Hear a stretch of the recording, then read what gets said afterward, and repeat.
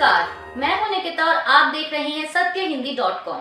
चलिए एक नजर डालते हैं अब तक की सुर्खियों पर। कल सोमवार को विपक्ष के नेता राहुल गांधी का संसद में दिया गया बयान विवादों में घिर गया है। उनके बयान पर राजनीतिक दलों की प्रतिक्रियाएं आनी लगातार जारी हैं। दरअसल उन्होंने संसद में अपने एक वक्तव्य में भगवान शिव की तस्वीर दिखाते हुए उनका जिक्र कर बीजेपी पर लगातार हिंसा और नफरत फैलाने का आरोप लगाया। राहुल गांधी ने कहा कि शिव जी कहते हैं कि डरो मत, डराओ मत, अभय मुद्रा दिखाते हैं और त्रिशूल को जमीन में गाड़ देते हैं। इसके बाद सत्ता पक्ष की ओर इशारा करते हुए राहुल गांधी ने कहा कि जो लोग खुद को हिंदू कहते हैं वो 24 घंटे हिंसा और नफरत की, असत्य की बातें करते हैं। वहीं राहुल गांधी के इस बयान पर खुद प्रधानमंत्री मोदी ने सदन में खड़े होकर आपत्ति दर्ज की। उन्होंने कहा कि विषय बहुत गंभीर है, पूरे हिंदू समाज को हिंसक कहना ये गंभीर विषय है। नेता विपक्ष राहुल गांधी ने कहा कि नरेंद्र मोदी 10 वर्षों से भय का राज चला रहे हैं। सभी एजेंसियों, संस्थाओं और मीडिया पर कब्जा कर समाज के हर वर्ग में भाजपा ने सिर्फ डर फैलाने का काम किया है। किसानों को काले कानूनों का डर, स्टूडेंट्स को पेपर लीक का डर, युवाओं को बेरोजगारी का डर, छोटे व्यापारियों को गलत जीएसटी, नोटबंदी और छापों का डर, देशभक्तों को अग्निवीर जैसी योजनाओं का डर, मणिपुर के लोगों को सिविल वॉर का डर।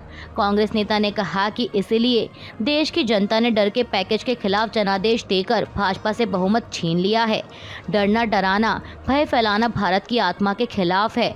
हमारे सभी धर्म भी यही सिखाते हैं, डरो मत, डराओ मत। हिंदुस्तान डर का देश नहीं है। हमारे सभी महापुरुषों ने अहिंसा की बात की, डर मिटाने की बात की। राहुल गांधी ने आगे कहा कि नरेंद्र मोदी, भाजपा और आरएसएस पूरा हिंदू समाज नहीं है, हम सब भी हिंदू हैं। उन्होंने कहा कि जो हिंसा और नफरत फैलाता है वो हिंदू हो ही नहीं सकता। विपक्ष के नेता के रूप में मेरी जिम्मेदारी है कि मैं अपनी निजी आकांक्षाओं और विचारों से पहले इंडिया की संयुक्त आवाज को सदन के समक्ष रखूं। राहुल गांधी ने अल्पसंख्यकों का भी जिक्र करते हुए कहा कि पिछले 10 सालों में अल्पसंख्यकों पर अन्याय बहुत तेजी से बढ़े हैं।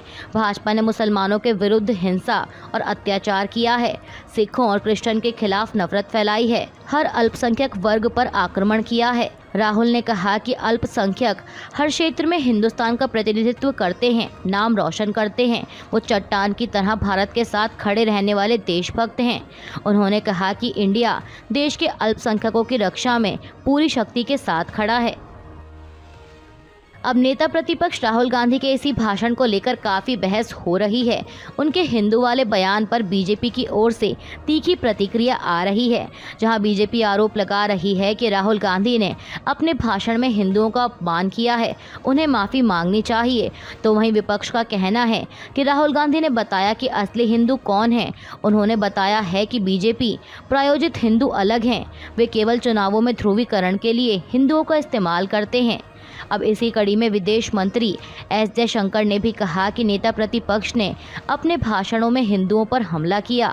जयशंकर ने एक्स पर लिखा, ये नेता प्रतिपक्ष हैं जो भाईचारे की बात करते हुए हिंदुओं पर हमला करते हैं, जो भारतीय सेना के कल्याण को लेकर चिंता व्यक्त करते हुए उनकी बहादुरी का अपमान करते हैं, जो संविधान के सम्मान का ज्ञान देते हुए और खुद कैबिनेट के फैसले को फाड़ देते हैं। विदेश मंत्री ने कहा कि कांग्रेस की राजनीति में आपका स्वागत है। कांग्रेस नेता राहुल गांधी के बयान पर उत्तर प्रदेश के मुख्यमंत्री योगी आदित्यनाथ ने कहा कि हम मानते थे कि नेता प्रतिपक्ष होने के बाद राहुल गांधी परिपक्व होंगे, लेकिन मुझे खेद के साथ कहना पड़ रहा है कि उनका बयान बचकाने से उभर नहीं पाया है। एक अपरिपक्व व्यक्ति ही ऐसी बात करेगा। सीएम योगी ने कहा कि हिंदू भारत का मूल समाज है, भारत की आत्मा है। हिंदू कोई जाति सूचक या सांप्रदायिक सूचक शब्द नहीं है। मत और पंथ से अलग भारत की मूल आत्मा है। हिंदू धर्म के बारे में राहुल गांधी की टिप्पणी सत्य से परे भारत की मूल आत्मा को लहूलुहान करने जैसी है। इसके लिए राहुल गांधी को माफी मांगनी चाहिए। वहीं केंद्रीय मंत्री प्रहलाद जोशी ने कहा कि कांग्रेस के मन में हिंदू विरोधी मानसिकता अभी भी है और यह फिर से साबित हुआ है।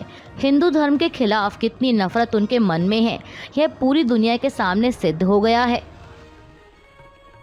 राहुल गांधी के बयान पर आरएसएस की भी प्रतिक्रिया आई है। आरएसएस ने कल सोमवार को राहुल गांधी की आलोचना करते हुए कहा कि यह दुर्भाग्यपूर्ण है कि विपक्ष के नेता ने हिंदुत्व को हिंसा से जोड़ा।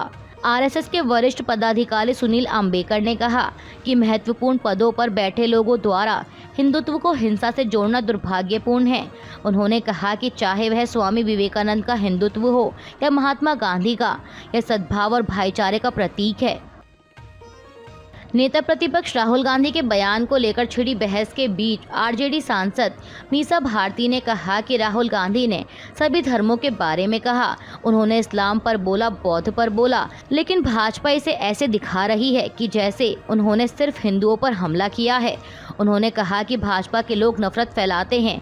राहुल गांधी का कहना है कि कोई भी धर्म ये नहीं सिखाता कि हम किसी को डराएं या नफरत फैलाएं। वहीं पूर्णिया से निर्दलीय सांसद पप्पू यादव ने कहा कि सनातन धर्म और अध्यात्म का बीजेपी को पता नहीं है। ये कट्टरवाद हिंदुत्व की बात करने वाले लोग हैं। आज समाज जाति, धर्म और मजहब के आधार पर बंट रहे हैं। उन्होंने कहा कि हमारा देश धर्म और मजहब का नहीं, आध्यात्मिकता और मानवता का है और राहुल गांधी ने उसी का जिक्र किया है। भाजपा, आरएसएस और पीएम मोदी नफरत वाले हैं, वे सनातनी हिंदू नहीं हैं। पप्पू यादव ने कहा कि राहुल गांधी ने जीएसटी, अग्निवीर सहित सभी मुद्दों पर अपनी बात रखी, लेकिन भाजपा मुद्दों पर बात नहीं करती। भाजपा को नेहरू, इंदिरा, राहुल और कांग्रेस चालीसा छोड़कर विकास चालीसा करनी चाहिए। इसके अलावा फैजाबाद सीट से समाजवादी पार्टी सांसद अवधेश प्रसाद ने कहा कि राहुल गांधी ने हिंदुओं के बारे में नहीं बल्कि बीजेपी की मानसिकता के बारे में कहा, आरएसएस की मानसिकता और उनकी विचारधारा के बारे में कहा। संसद के दोनों सदनों लोकसभा और राज्यसभा में आज मंगलवार को हंगामे के आसार हैं। दरअसल नेता प्रतिपक्ष राहुल गांधी ने कल 1 जुलाई सोमवार को पेपर लीक और अग्निवीर जैसे मुद्दों को लेकर केंद्र की एनडीए सरकार पर जो हमला बोला, उस पर प्रधानमंत्री नरेंद्र मोदी आज जवाब दे सकते हैं। मीडिया रिपोर्ट्स के मुताबिक प्रधानमंत्री मोदी आज राष्ट्रपति के अभिभाषण से संबंधित धन्यवाद प्रस्ताव पर चर्चा का जवाब दे सकते हैं। अब ऐसे में माना जा रहा है कि पीएम मोदी अपने भाषण में विपक्ष को जमकर निशाने पर लेने वाले हैं। समाचार एजेंसी पीटीआई के सूत्रों ने बताया कि राष्ट्रपति के अभिभाषण से संबंधित धन्यवाद प्रस्ताव पर चर्चा आज मंगलवार शाम समाप्त होने की संभावना है, जिसके बाद मोदी जवाब देंगे। नेशनल टेस्टिंग एजेंसी यानी एनटीए द्वारा आयोजित नीट यूजी, नीट पीजी और यूजीसी नेट में अनियमितताओं के खिलाफ दिल्ली के जंतर मंतर पर धरना देने वाले छात्रों ने अपनी मांगों को लेकर आज मंगलवार को संसद की ओर मार्च करने का आह्वान किया है। बता दें कि प्रदर्शनकारी छात्रों का अनिश्चितकालीन धरना कल सोमवार को छठे दिन भी जारी रहा। गौरतलब है कि परीक्षा में कथित धांधली के खिलाफ इंडिया अगेंस्ट एनटीए के बैनर तले बड़ी संख्या में छात्र अपना आंदोलन जारी रखने के लिए विरोध स्थल पर एकत्र हुए, जो पिछले सप्ताह बुधवार को शुरू हुआ था। दिल्ली के शराब घोटाला मामले में जेल में बंद मुख्यमंत्री अरविंद केजरीवाल ने सीबीआई द्वारा अपनी गिरफ्तारी को दिल्ली हाईकोर्ट में चुनौती दी है, जिस पर अदालत आज मंगलवार को सुनवाई करेगी। बता दें कि यह याचिका कल सोमवार को ही दायर की गई और इसे न्यायमूर्ति नीना बंसल कृष्णा के समक्ष सुनवाई के लिए सूचीबद्ध किया गया है। दिल्ली शराब घोटाला मामले से जुड़े भ्रष्टाचार और मनी लॉन्ड्रिंग के 2 मामलों में बीआरएस नेता के कविता को झटका लगा है। दरअसल दिल्ली हाईकोर्ट ने दोनों ही मामलों में के कविता की जमानत याचिका खारिज कर दी है। हाईकोर्ट ने कहा कि अभी नियमित जमानत देने का कोई मामला नहीं बनता, क्योंकि जांच एक महत्वपूर्ण चरण में है। इसलिए महिला होने के आधार पर राहत के लिए उनकी याचिका को खारिज कर दिया। अदालत ने कहा कि एक सुशिक्षित व्यक्ति और एक पूर्व सांसद के रूप में उनकी तुलना कमजोर महिला से नहीं की जा सकती और अदालत उनके खिलाफ गंभीर आरोपों को नजरअंदाज नहीं कर सकती। राहुल गांधी के अलावा आम आदमी पार्टी के राज्यसभा सांसद संजय सिंह ने भी मोदी सरकार को जमकर घेरा। राज्यसभा में अपने भाषण में उन्होंने कहा कि आपने मुझे 6 महीने जेल में रखा, आपने सोचा कि मैं आपके आगे नतमस्तक हो जाऊंगा। मां भारती ने कई ऐसे लाल पैदा किए हैं जो आपके सामने कभी सिर नहीं झुकाएंगे, आपसे लड़ने को तैयार हो जाएंगे। संजय सिंह ने कहा कि आप जो दिल्ली और दिल्ली के मुख्यमंत्री अरविंद केजरीवाल जी के साथ कर रहे हैं, उससे आपको कोई राजनीतिक फायदा नहीं होने वाला। आप सोचते हैं कि आप हमारे नेताओं को जेल में डालकर हमारी पार्टी को खत्म कर देंगे, तो ऐसा होने वाला नहीं है। आप हमारे शरीर के 100 टुकड़े कर दीजिए, तब भी हम झुकने वाले नहीं हैं। हम आपसे लड़ेंगे और जीतेंगे। आप सांसद ने आगे कहा कि रावण के अहंकार का भी विनाश हुआ था और बीजेपी के अहंकार का भी नाश होगा। आप ईडी सीबीआई का दुरुपयोग करके विपक्षी नेताओं और मुख्यमंत्रियों को साजिश करके जेल में डाल रहे हैं। ध्यान रखिएगा, जो पार्टी विपक्ष के नेताओं को जेल में डालती है, उस पार्टी का सत्यानाश होता है। देश में कल 1 जुलाई से नए आपराधिक कानूनों के लागू होने के पहले दिन ही 300 एफआईआर दर्ज की गई हैं। हालांकि पुलिस अधिकारियों ने कोई आधिकारिक आंकड़ों की घोषणा नहीं की है, जिससे पता चल पाए कि कानून बदलने के पहले दिन कितनी एफआईआर दर्ज हुई। लेकिन टाइम्स ऑफ इंडिया की एक रिपोर्ट के मुताबिक यह आंकड़ा 300 है, जिसमें एफआईआर भी शामिल हैं। एनडीटीवी की एक रिपोर्ट के अनुसार पहली एफआईआर ग्वालियर में दर्ज की गई थी।